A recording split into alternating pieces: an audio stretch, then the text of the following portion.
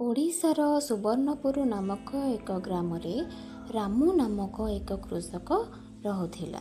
ସେ ପ୍ରତ୍ୟେକ ଦିନ ତାର ନିତ୍ୟକର୍ମ ସାରି ବିଲକୁ ଯାଏ ଓ ସେଠାରେ କାମ କରେ। ତାର ଫସଲ ମଧ୍ୟ ବହୁତ ହରାଭରା ଦିଶୁଥିଲା। ତାର ସ୍ତ୍ରୀ ରାଧା ମଧ୍ୟ ନିଜର ଘର କାମ ସାରି ଯାଇକି ରାମୁକୁ ବିଲରେ ସାହାଯ୍ୟ କରେ। ତାର ବିଲର କାମ ସିଏ ବି ଅଧା କରିନିଏ। ହରି ତାର ଝିଅ ସୁନି ଓ ପୁଅ ସୋନୁ ଦିଜଣ ଯାକ ବାପା ମାଙ୍କ ଫେରିବା ବାଟକୁ ଚାହିଁ କରି ବସିଥାନ୍ତି।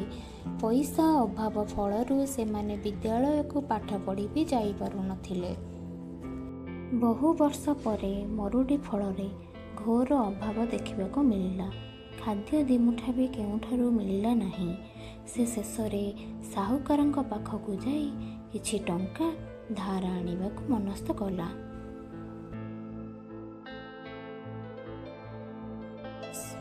ସାହୁକାରଙ୍କ ପାଖକୁ ଯାଇ ସେ ନିଜର ସବୁ ଦୁଃଖ ସାହୁକାରଙ୍କୁ ଜଣାଇଲା।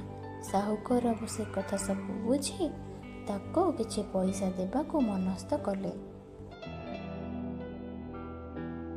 ଶେଷରେ ସେ କିଛି ପଇସା ଆଣି ଫେରି ଆସିଲା।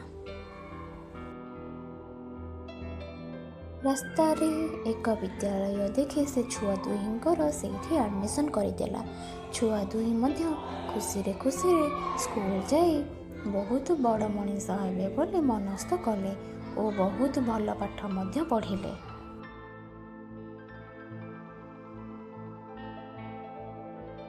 ଭଲ ପାଠ ପଢ଼ି ସୋନୁ ଏବେ ଖୁବ୍ ଭଲ ଡକ୍ଟର ହେଇକିନା ବାହାରିଛି ଓ ଦୁନିଆ ଯାକର ରୋଗୀମାନଙ୍କୁ ସେବା କରୁଛି।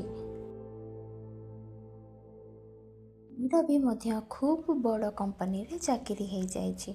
ଦୁହେଁ ଭାଇ ଭଉଣୀ ମିଶି ତାଙ୍କ ବାପା ମାଆଙ୍କୁ ସରପ୍ରାଇଜ୍ ଦେବେ ବୋଲି କଥାବାର୍ତ୍ତା ହେଇ ଲୁଚିକି ନିଜ ଘରକୁ ଯାଉଛନ୍ତି। ଦୁଇ ଜଣଙ୍କୁ ବହୁତ ଦିନ ହେଲା ନ ଦେଖି ବାପା ମା ବହୁତ ଝୁରୁଥିଲେ।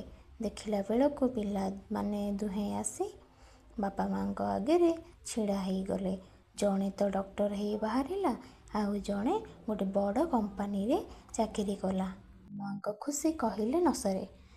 ଏବେ ଯାଇକି ସେ ସାହୁକାରଙ୍କ ପଇସା ଯାଇକି ଫେରେଇ ଦେଇକି ଆସିବାକୁ ମନସ୍ଥ କଲା ଓ ଯାଇ ମଧ୍ୟ ଫେରେଇ ଦେଲା।